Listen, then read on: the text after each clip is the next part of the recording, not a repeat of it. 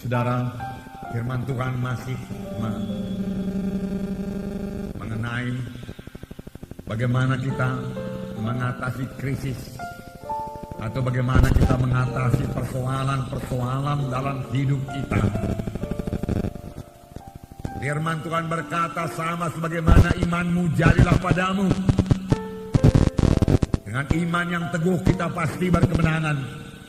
Maka sebaliknya, kalau tanpa iman mustahillah kita berkenan kepada Tuhan.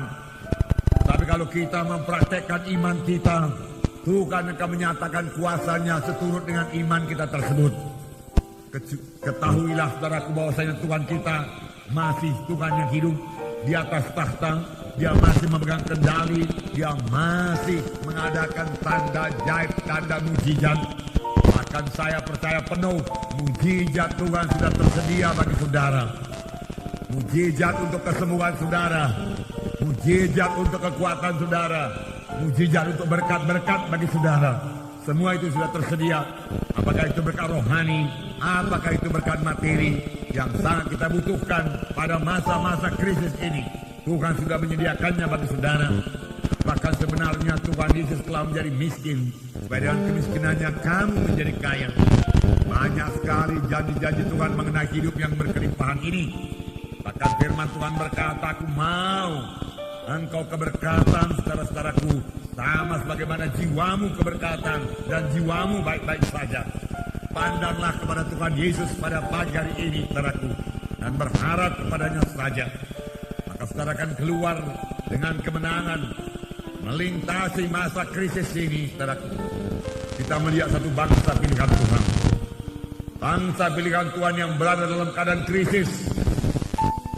Apa yang jadi kepada bangsa pilihan Tuhan ini, yaitu bangsa Israel. Bagaimana mereka keluar daripada krisis mereka? Apa sebabnya mereka ditimpa krisis tersebut? Bagaimanakah caranya mereka keluar daripada krisis itu? Bagaimana caranya mengalami mujizat Tuhan? Hakim-Hakim pasal 6 ayat 1 sampai 6. Baiklah kita baca bersama-sama. Hakim-Hakim pasal 6 ayat 1 sampai 6. Kita baca bersama-sama. Dapat saudara? Mari kita baca. Tetapi orang Israel melakukan apa yang jahat di mata Tuhan. Sebab itu Tuhan menyerahkan mereka dalam tangan orang Midian 7 tahun lamanya. Dan selama itu orang Midian berkuasa atas orang Israel. Karena takutnya kepada orang Midian itu, maka orang Israel membuat tempat-tempat perlindungan di pegunungan, yakni gua-gua dan kubu-kubu. Setiap kali orang Israel menabur, datanglah orang Midian, orang Amalek, dan orang dari sebelah timur, lalu maju mendatangi mereka. Berkemahlah orang-orang itu di daerah mereka, dan tidak meninggalkan bahan makanan apapun di Israel, juga domba atau lembu, dan keledai pun tidak. Sebab orang itu datang maju dengan ternaknya dan kemahnya, dan datangnya itu berbanyak-banyak seperti belalang. Orang-orangnya dan unta-untanya tidak terhitung banyaknya. Sekalinya datang ke negeri itu untuk memusnahkannya, sehingga orang Israel menjadi sangat melarat oleh perbuatan orang Midian itu. Lalu berserulah orang Israel kepada Tuhan. Bangsa Israel, bangsa pilihan Tuhan, bangsa yang dikasihi Tuhan. Tuhan mempunyai maksud pada bangsa pilihannya ini. Dan Tuhan memang sudah memberkati bangsa pilihan ini. Hanya sebagai bangsa pilihan Tuhan, mereka memiliki hukum-hukum Tuhan. Tuhan lebih dahulu berfirman kepada bangsa Israel ini dalam Hakim-Hakim pasal 2. Mereka, Tuhan berkata, tetapi janganlah kamu mengikat perjanjian dengan penduduk negeri ini. Mesbah mereka haruslah kamu robohkan. Tapi kamu tidak mendengarkan firman-Ku. Mengapa kamu berbuat demikian? Lagi aku berkata kepadamu, aku tidak akan menghalau orang-orang itu di depanmu, tetapi mereka akan menjadi musuhmu, dan segala ilah mereka akan menjadi jerat bagimu. Aku akan mengantarkan kamu ke tanah Kanaan. Tetapi janganlah kamu menyembah Allah orang Kanani ini. Tetapi kamu tidak mendengarkan firman-Ku. Inilah selalu kesalahan bangsa Israel. Mereka menyimpang dari jalan Tuhan. Sesudah mereka diberkati Tuhan, mereka mulai lupa kepada Tuhan. Dan mulai ikut adat istiadat bangsa Kanani. Dan mulai ikut menyembah ilah-ilah orang Kanani. Lalu datanglah persoalan.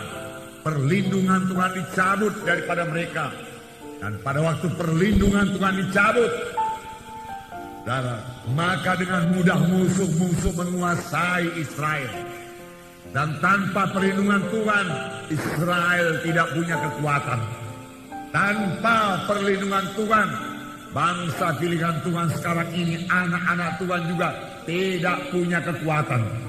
Apakah yang menyebabkan perlindungan Tuhan itu dicabut? Perlindungan Tuhan dicabut karena ada dosa yang tidak diselesaikan. Biasanya bangsa Israel, jangankan bangsa Midian datang yang tidak terhitung banyaknya, bangsa Mesir yang kuat sekalipun tidak sanggup mengalahkan mereka. Panjang mereka menyembah Tuhannya, panjang mereka bersekutu dengan Tuhan, panjang mereka tidak berbuat dosa. Dosalah yang menyebabkan mereka lemah. Dosalah yang menyebabkan mereka kalah. Dosalah yang menyebabkan anak-anak Tuhan sekarang dikuasai oleh setan, dikuasai oleh kutuk dosa. Dosa menyebabkan doa tergendala. Firman Tuhan berkata, bukannya tanganku terlalu pendek untuk menolong kamu, bukannya telingaku terlalu berat untuk mendengarkan doamu, tetapi dosamu serupa dengan dinding memisahkan aku dengan engkau. Tuhan berkata, parah sekali akibat dosa itu.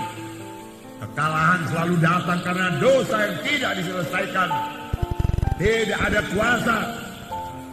Oleh sebab itu jangan biarkan dosa berkuasa dalam hidup kita, saudaraku.